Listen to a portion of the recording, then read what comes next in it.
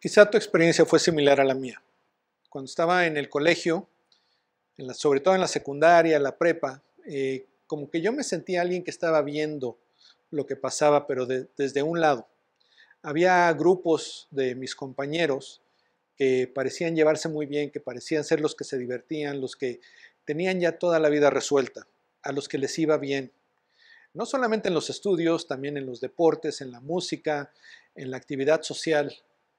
Y yo me sentía como que estaba fuera de esos grupos y tenía yo un gran deseo de poder participar de lo que veía en ellos, de que fuera incluido en lo que era su vida, su actividad. El día de hoy vamos a estar viendo una parte del libro de Hechos que llama mucho la atención por diferentes razones, ya lo vas a ver. Pero hay algo que quisiera poner en tu mente desde ahora, que lo vayas reflexionando y que volveremos a ver al final de este pasaje. Y quiero que piensen lo siguiente. Tú eres un regalo de Dios para la iglesia. Y la iglesia es un regalo de Dios para ti. Hemos estado viendo el inicio del libro de Hechos, el capítulo 1, y vimos hace 2 semanas cómo Lucas hace como un resumen muy breve de lo que él ya nos contó en su evangelio, en el evangelio de Lucas, para unirlo a lo que nos va a estar contando en el libro de Hechos, y cómo él comienza el libro de Hechos repitiendo la historia de la ascensión de Jesús. Y ahí nos quedamos la semana pasada. El día de hoy vamos a comenzar con lo que sigue después de la ascensión de Jesús. Después de que Jesús asciende al cielo, sus discípulos, tal como él les había dicho, regresan a Jerusalén a esperar la promesa del Padre que él les había dicho. Y se reúnen nuevamente en el aposento alto donde se habían estado quedando. Ellos estaban ahí unidos con la misma mentalidad, la misma mente, el mismo propósito, unidos en oración. Estaban los 11 apóstoles que habían quedado después de la muerte de Judas, y estaba también María, la madre de Jesús, estaban los hermanos de Jesús y otras mujeres, eran parte de ese grupo. Y en cierta ocasión, mientras estaban ahí en esa vida de comunidad, Pedro se pone de pie y les dice, todos nosotros sabemos lo que pasó con Judas y cómo él negó a nuestro Señor. Y aquí Lucas hace un pequeño paréntesis y nos habla acerca de lo que pasó con Judas. Nos dice que con el dinero que Judas recibió por lo que él hizo, por la traición de Jesús, por entregarlo a las autoridades religiosas, el dinero que recibió por eso fue usado para comprar un campo, un terreno, y que ese terreno es conocido como el terreno de sangre o el campo de sangre. Y que Judas, después de morir o cuando muere, él cae a la tierra y al caer a la tierra se le abren las entrañas y se esparcen ahí en el lugar donde él cae.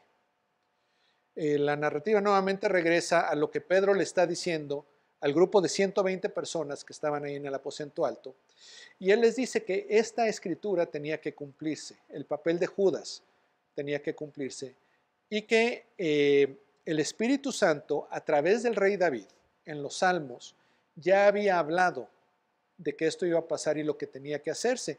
Y él cita un par de salmos donde básicamente dice que Judas ha dejado el lugar que Dios le había asignado y que ahora otra persona había de reemplazarlo. Y hablan entonces de cómo debe ser esta persona que va a reemplazar a Judas, y dicen que tiene que ser alguien que ha sido parte de la actividad de este grupo de discípulos de Jesús, de los apóstoles y de los seguidores de Jesús, desde aquellos tiempos en que Juan estaba bautizando hasta que Jesús fue elevado al cielo. Alguien que estuviera familiarizado con lo que Jesús vivió, lo que enseñó, su muerte, su resurrección, su ascensión al cielo. Y entonces ellos oran a Dios y le piden que Él indique quién debe ser este hombre que va a reemplazar a Judas, y lo echan a la suerte. Y la suerte indica a Matías para tomar el lugar de Judas, y desde ese momento fue conocido como uno de los 12 apóstoles. Y me gustaría que viéramos cómo Lucas escribe cuál es su texto con el cual él nos cuenta esta historia y vamos viendo algunos de los puntos a notar en esto. Primeramente, son dos escenas realmente. La primera nos describe cómo era la vida de este grupo de 120 personas, discípulos de Jesús, en ese periodo de tiempo entre su ascensión, entre la ascensión de Jesús y lo que vamos a ver la próxima semana, que es Pentecostés, la venida del Espíritu Santo. La Escritura nos dice que Jesús estuvo apareciendo a sus discípulos en un periodo de 40 días, después de los cuales Él ascendió al cielo.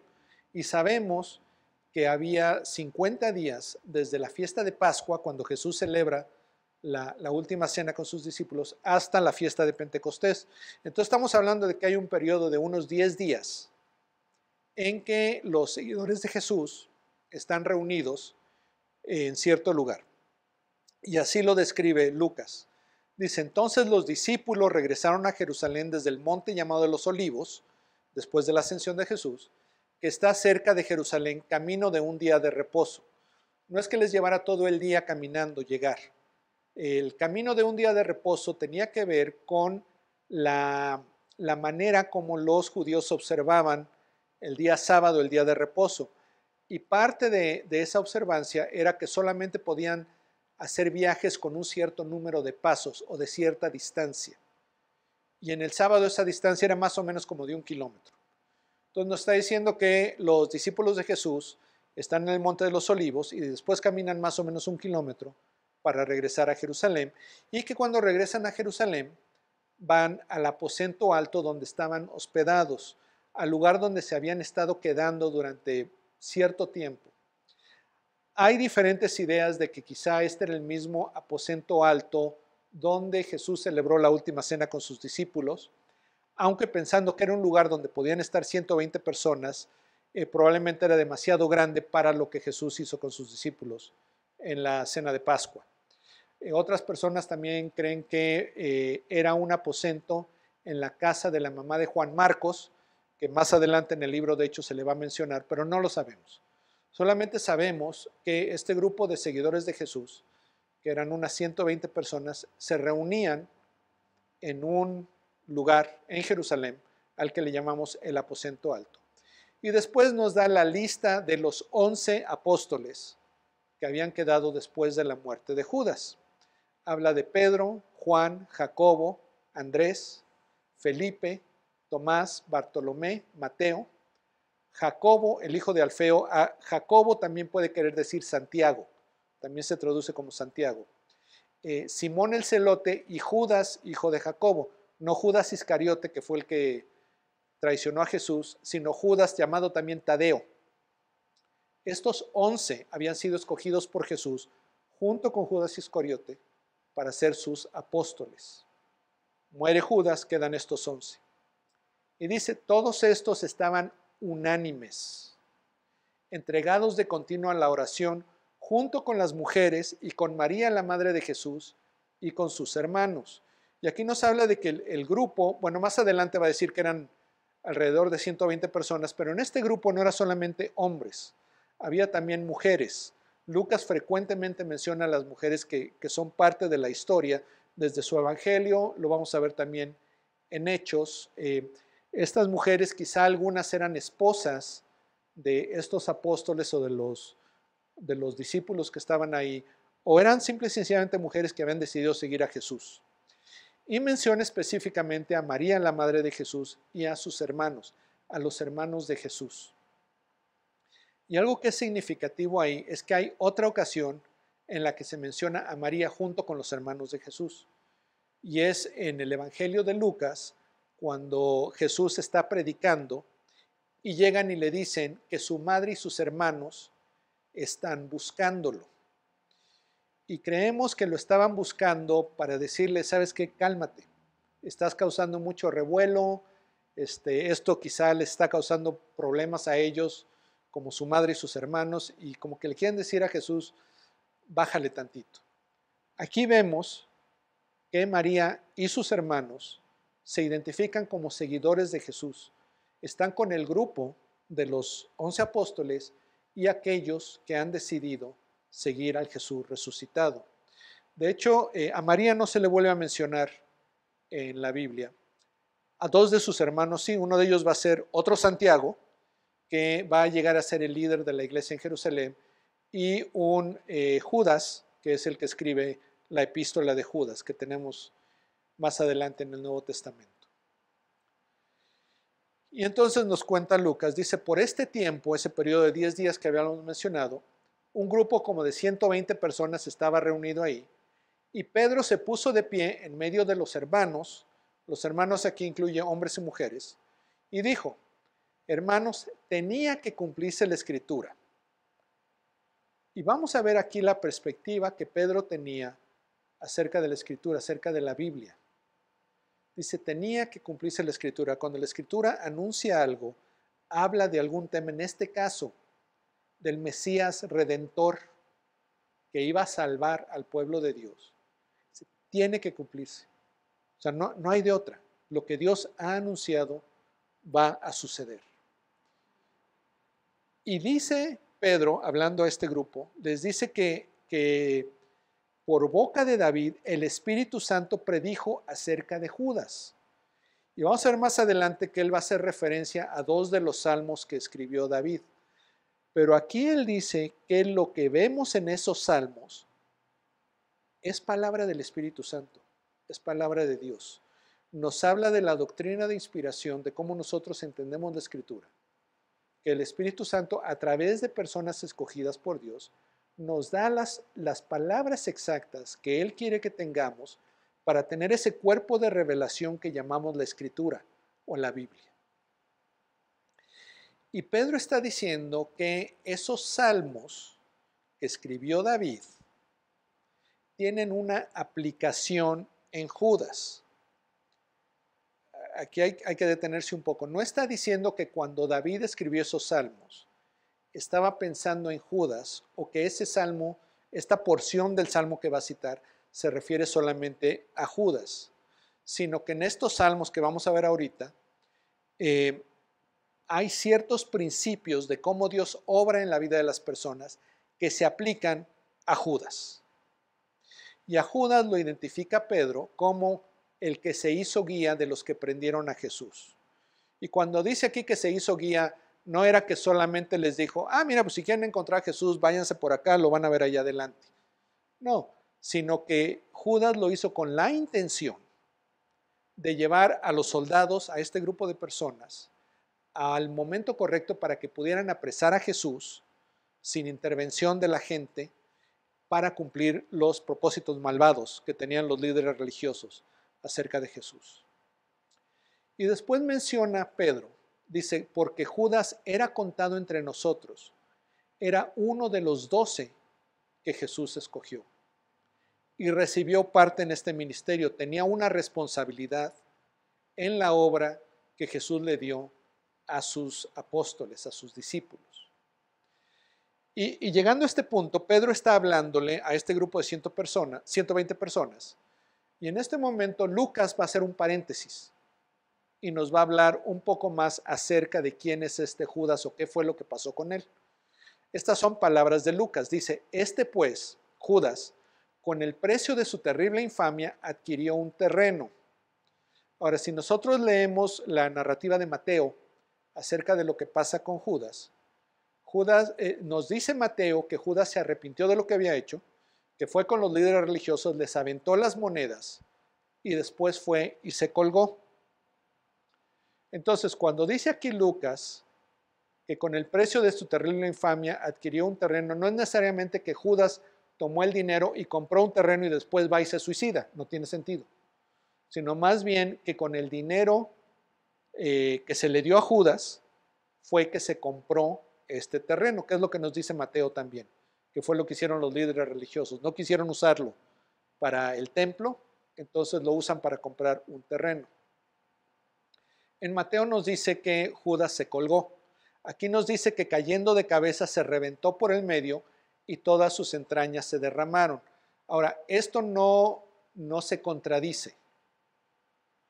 Como nos dice Mateo, Judas se suicida, se ahorca. Y aquí Lucas nos está describiendo algo que pasa después. De alguna manera cae ya sea que se rompió la cuerda o la rama, o que cuando lo estaban bajando cae al suelo, de alguna manera Judas cae y al caer al suelo, revienta y sus entrañas se derraman. Y noten lo que hace aquí Lucas. Lucas es un buen historiador, porque Lucas dice, esto llegó al conocimiento de todos los que habitaban en Jerusalén, de manera que aquel terreno se llamó en su propia lengua Acéldama, es decir, campo de sangre. Lucas le está escribiendo a una audiencia mucho más grande, por eso hace referencia al término Acéldama, que es un término arameo, y lo traduce para sus oyentes. Entonces no es para el grupo al que Pedro le está hablando, porque ellos conocían el arameo, sino que se lo está diciendo a una audiencia mucho más grande. Y les dice, esto llegó al conocimiento de todos los que habitan en Jerusalén. Cuando Lucas escribe tanto su evangelio como la historia de Hechos, él va a hacer referencia a varios eventos históricos que son una manera en la que él dice a quien escucha o a quien lee lo que él está contando, que pueden checar si esto es cierto o no. Aquí básicamente le está diciendo, hay testigos. La gente que vivía en Jerusalén en aquel entonces sabe que esto sí fue y están vivos, pueden ir a preguntarles. Entonces, es una manera en que Lucas nos está diciendo que todo esto que está presentando es verdad. Y después después regresamos a lo que Pedro le está diciendo a los 120, y aquí es donde Pedro hace referencia a los salmos. Primeramente cita del Salmo 96, un pasaje que dice que sea hecha desierta su morada y no haya quien habite en ella. Ahora, este salmo, si ustedes lo leen en el libro de los Salmos, van a ver que está hablando acerca de los enemigos de Dios, los enemigos de Israel.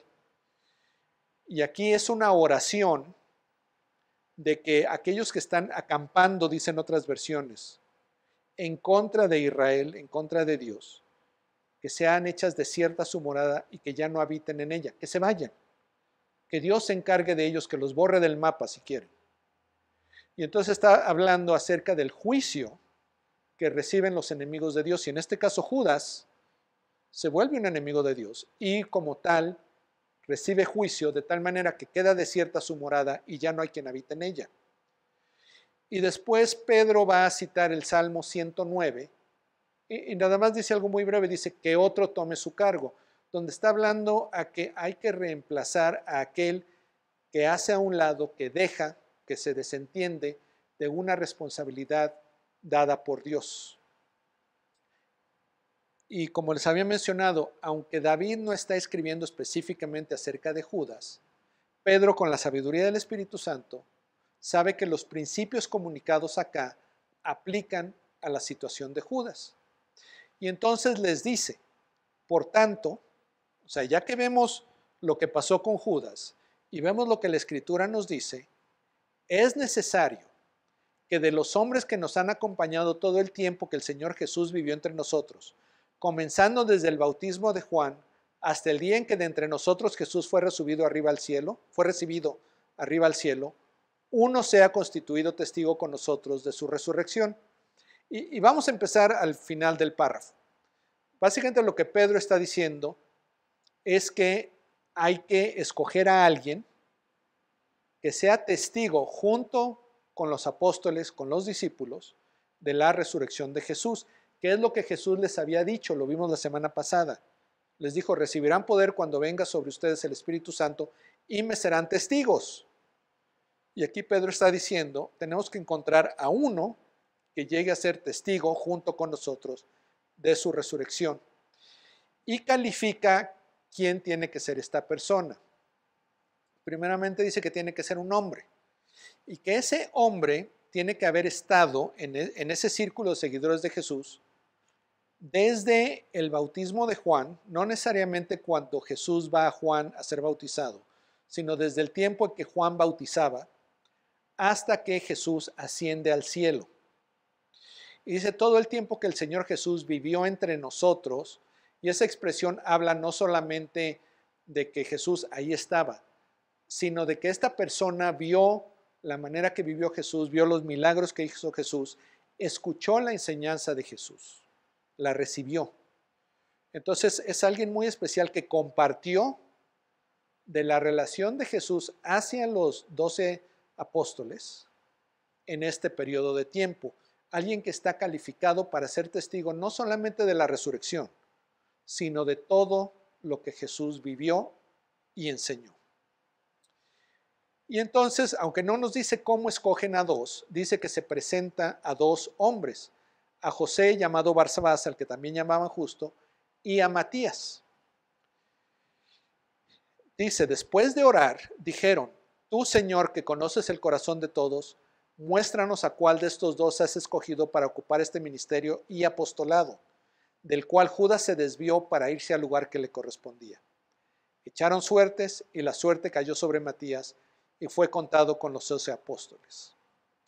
Ahora aquí algunos comentarios que hacer. Les debe llamar la atención que dice que echaron suertes y la suerte cayó sobre Matías. ¿Qué significa esto? En la escritura nosotros vemos varias situaciones en que nos dice que personajes, tanto personas del pueblo de Dios como aquellos que no son del pueblo de Dios, echan suertes. Es una manera de tomar una decisión. En este caso, echan suertes para saber quién de los dos, de José o de Matías, va a ser el apóstol número 12. No nos da los detalles, probablemente en base a historias que se han escuchado, por ejemplo, de la comunidad judía en Masada. Se sabe que una de las cosas que hacían es que tomaban piedras más o menos del mismo tamaño y en esas piedras escribían nombres de personas. Después tomaban esas piedras y las ponían en un jarro o en una bolsa de cuero y agitaban la bolsa o el jarro hasta que una de las piedras salía. Y era la manera como sabían que esa persona había sido escogida. No nos dice que fue así, pero es lo más probable. Había otras maneras en que también se echaban suertes. Pero esta es la manera en que se escoge a Matías y dice que fue contado con los 11 apóstoles. Ahorita vamos a regresar a eso. Algunas personas se preguntan, bueno, ¿y qué pasó con José llamado Barsabás? La tradición de la iglesia nos cuenta que él fue también un misionero, incluso se le acredita que en cierta ocasión se le dio a beber veneno de víbora, pero él vivió. Entonces, como un milagro que se le acredita a José, lo cual nos habla, sobre todo si esta historia es cierta, de que el hecho de que no fuera escogido no significaba que él no tuvo parte en la obra de proclamación del Evangelio o que dejó de ser parte de esa comunidad de la iglesia que estaba comenzando. Ahora, hay una pregunta que nos debe venir, es si es válido entonces el echar dados o no sé, hacer piedra, papel o tijeras para tomar decisiones en cuanto a lo que Dios pide de nosotros o cuando Dios está por escoger a alguien. Noten primeramente que dice, después de orar. O sea, esto lo pusieron en oración, no lo tomaron a la ligera, sino que lo pusieron en manos de Dios. Y dijeron, tú Señor que conoces el corazón de todos, muéstranos a cuál de estos dos has escogido. Entonces, no fue una cosa así a la ligera, que dijeron, pues vamos a echar un volado a ver cuál de los dos es. No, lo tomaron muy en serio y le pidieron a Dios que guiara el proceso. Y aquí lo que estamos viendo es que aunque es un echar las suertes, reconocen que Dios está en control de todo y que Dios se asegura de que sus propósitos, sus designios se cumplan. Que aunque sea un echar las suertes, el sacudir estas piedras, la persona que va a ser escogida es justamente la que Dios ya había designado desde el principio de todo, que iba a ser el 12º apóstol. No lo dejan a la suerte, no se imaginan que hay una fuerza aparte de Dios externa a él que está operando en la vida de las personas. Ellos saben que es Dios el que lo está escogiendo. Y lo invocan como el que conoce el corazón de todos. Y esto para algunos de ustedes les va a hacer un eco de la historia de cuando Dios envía al profeta Samuel a ungir a David como el siguiente rey sobre Israel. Y nos dice que cuando Samuel llega a la casa de David, primero conoce a los hermanos mayores de David y que se impresiona con ellos, porque eran altos, fuertes, bien parecidos. Cualquiera de ellos se veía del tipo que podía ser rey. Pero Dios le dice a Samuel, Los hombres ven la apariencia externa, pero yo me fijo en el corazón. Y esa es la razón por la cual David es escogido. Ahora, tenemos que entender también que el corazón de David, el corazón de Matías, cuando Dios escoge a alguien en base a su corazón, fue Dios el que puso ese corazón ahí. Cuando Dios nos crea y nos forma, todo eso ya va ahí. Entonces sigue siendo la voluntad de Dios la que está operando. Y vemos entonces que la misión de Dios se da bajo el poder de Dios. Es Dios el que está guiando todo esto. Por eso Pedro dice, tenía que cumplirse la escritura. Por eso Pedro dice, tenemos que escoger a otro, porque el plan de Dios está en acción y Dios está dando el poder. Y aquí se está conformando el pueblo de Dios, la iglesia. Aquí cuando oran a Dios, le dicen, al que tú has escogido para ocupar este ministerio y apostolado. Está mencionando dos cosas. Y al final nos dice que Matías fue contado con los 11 apóstoles. Ahí ya debemos empezar a darnos cuenta que por alguna razón era importante que los apóstoles fueran 12. ¿Sí? Y creemos que esto tiene que ver con el hecho de que el pueblo de Israel se conformaba de 12 tribus. En el Evangelio según San Mateo, en cierta ocasión Jesús está hablando del tiempo futuro, de los últimos tiempos, o más bien de la eternidad, y les dice a sus apóstoles, a sus 12 apóstoles, y Judas estaba ahí, que ellos se van a sentar en 12 tronos a juzgar a las tribus de Israel. Y el hablar de las 12 tribus de Israel y los 12 apóstoles es una manera de indicar la continuidad que hay en el plan de redención de Dios, desde el Antiguo Testamento hasta la consumación de todas las cosas, desde Adán y Eva hasta la segunda venida de Cristo. Dios está obrando y está obrando a través de su pueblo con el poder del Espíritu Santo para que se cumplan todas estas cosas. Y Pedro, los apóstoles, los 11 apóstoles, estos primeros seguidores de Jesús, entendían la importancia de que los apóstoles fueran 12, los apóstoles originales. Porque vamos a ver más adelante, y perdón por el spoiler, pero Santiago, que acabamos de mencionar que era parte de los apóstoles, Santiago el hermano de Juan, va a ser el primer mártir de la iglesia. Perdón, no el primer mártir, pero va a ser el primer apóstol martirizado por el rey Herodes más adelante. Cuando Santiago, que es uno de los 12 apóstoles, muere, no vemos que tengan que reemplazarlo. O sea, no era una cuestión de reemplazar a alguien que muriera y que siempre hubiera 12 apóstoles, sino que había el significado especial de estos primeros 12 apóstoles en la misión que Dios está desarrollando, y por eso tienen que escoger, o le piden a Dios que Él escoja al que va a reemplazar a Judas. ¿Por qué?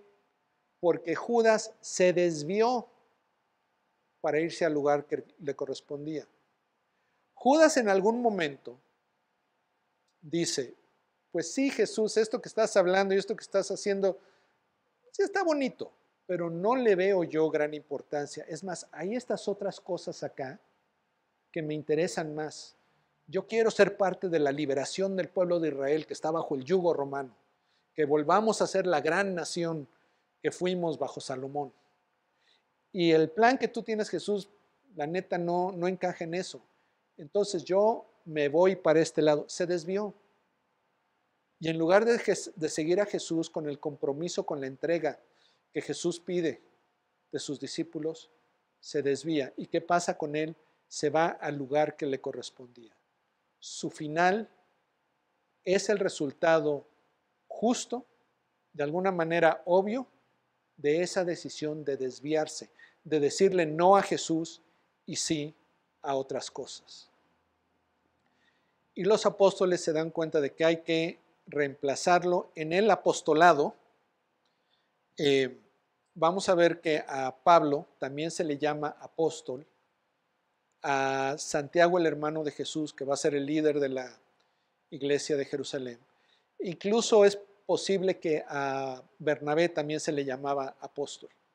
Pero estos 12 apóstoles son un grupo especial que Jesús mismo escoge para este principio de la obra de la iglesia. No solamente el apostolado, vamos a ver la tarea en particular que tenían ellos más adelante, sino para el ministerio, para la obra de proclamar el Evangelio de Jesús, el Mesías Redentor, que ha resucitado y que va a regresar a consumar todas las cosas. Era lo que ellos necesitaban y por eso se escoge a Matías. Ahora, esto es mucho más que una historia interesante. Espero que algunas de tus dudas o cosas que te llamaban la atención las entiendes mejor ahora. Pero el punto que me gustaría que vieras es el siguiente. Dios está obrando en su pueblo para cumplir su misión y les ha dado el poder para que esto se cumpla. Y cada persona tenemos un papel que cumplir en ese plan de Dios. Ninguno de nosotros sobramos, ninguno de nosotros somos casualidad, ninguno de nosotros somos para estar sentados en la banca esperando que se lastime uno de los jugadores y entrar en su lugar. Cada uno de nosotros tenemos un lugar dentro de la iglesia, que es el pueblo de Dios, para cumplir la misión que Dios está desarrollando. Ninguno de nosotros está de sobra. Por eso te decía al principio que tú eres un regalo de Dios a la iglesia. Y la iglesia, como comunidad y en el apoyo que te da, es un regalo de Dios para ti, para que se cumpla el propósito que Dios tiene para tu vida. Por eso esta semana te animo a que tomes un tiempo especial de oración y en la manera que tú te comunicas con Dios, en tu comunión con Él, le pidas que te revele tu lugar en su misión y en su pueblo. Puedes tener toda la confianza de que Dios te ha escogido, te ha designado, te ha creado para ese papel que Él tiene para ti. Y que tú no vas a estar satisfecho, satisfecha, hasta que estés en ese lugar que Él tiene para ti, cumpliendo lo que Él tiene para ti y rodeado de sus hijos en particular que Él tiene para ti. Vamos a pedirle que así sea. Padre Dios, Señor Jesucristo, Espíritu Santo, nos ponemos en tus manos con sinceridad, diciéndote que nuestro anhelo mayor es que se cumpla el propósito para el cual tú nos creaste, el propósito que tú tienes para nuestras vidas, que seamos de bendición a otras personas al ayudarles a conocer que tú eres Dios, que tú quieres una relación con cada uno de ellos y que Jesús, con su muerte en la cruz, con su resurrección, ya ha pagado el precio del pecado y pueden disfrutar de esa relación. Que ellos también tienen un propósito en la vida y que el Espíritu Santo nos ha sido dado para que podamos cumplir con ese propósito. Bendícenos, Señor, con esta certeza de lo que tú tienes para nuestras vidas. Para gloria y honra de tu nombre, Señor Jesús. Amén.